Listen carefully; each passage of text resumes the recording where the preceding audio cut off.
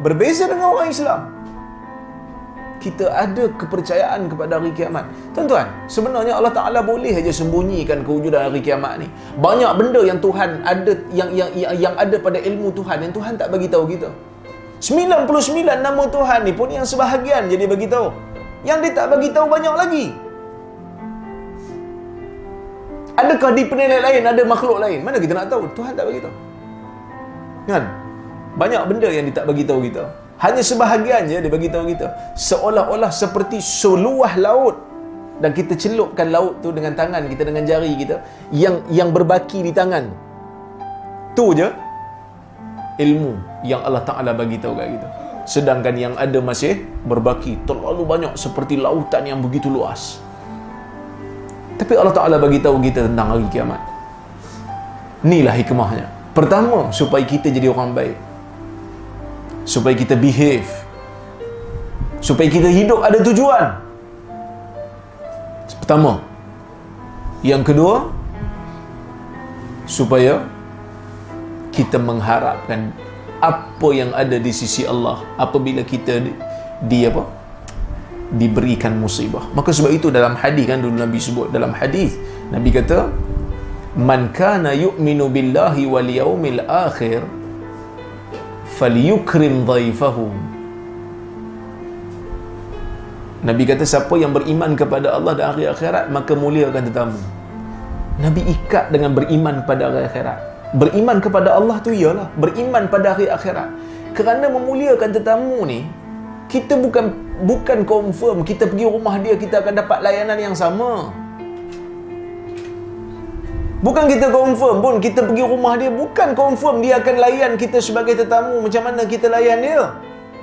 Bahkan kadang-kadang bila kita datang rumah dia, dia buat berlakon dia tak ada rumah pula. Belum pasti. Tapi oleh kerana kita beriman dengan Allah, beriman dengan hari akhirat, kita muliakan dia sebagai tetamu. Masya Allah, saya pergi Uzbek, tuan-tuan, Uzbekistan. Orang yang saya tak kenal pun, jumpa dekat airport je sebelum nak pergi Uzbek, jumpa satu orang Uzbek kat airport, ambil nombor telefon Mufti Perlis, dia jemput kami rombongan ni pergi rumah dia kat Uzbekistan. Dia layan kami, beri makanan, sampai makanan tak tahu nak letak kat mana, meja penuh dah. Dan kami kata ni manusia yang beriman kepada hari akhirat. Kalau kita panggil dia ke rumah kita pun, belum tentu makanan akan penuh je tu. Kerana orang yang memuliakan tetamu memang betul-betul beriman pada akhirat, memang nak kepada balasan syurga Allah, memang betul-betul mengharap. Begitu juga Nabi kata, man kana yu'minu billahi wal yaumil akhir falyaqul khairan aw liyasmut. Berkata baiklah, kalau tak diam. Dalam keadaan biasa okeylah, tapi kalau dalam keadaan kita difitnah, dalam keadaan orang maki hamun kita, ingat hadis ni. Hadis ni Nabi bagi pendek je. Siapa yang beriman kepada Allah dan hari akhirat, muliakan tetamu. Siapa yang beriman kepada Allah dan hari akhirat, muliakan jiran, muliakan tetamu. Lepas tu siapa yang beriman kepada Allah dan hari akhirat, berkata baiklah, kalau tak diam. Berkata baik kalau tak diam.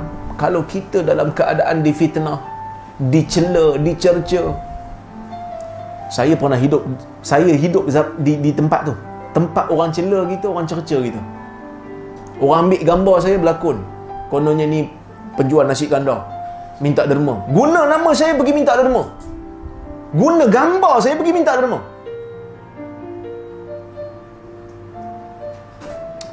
Masa tu memang betul-betul marah.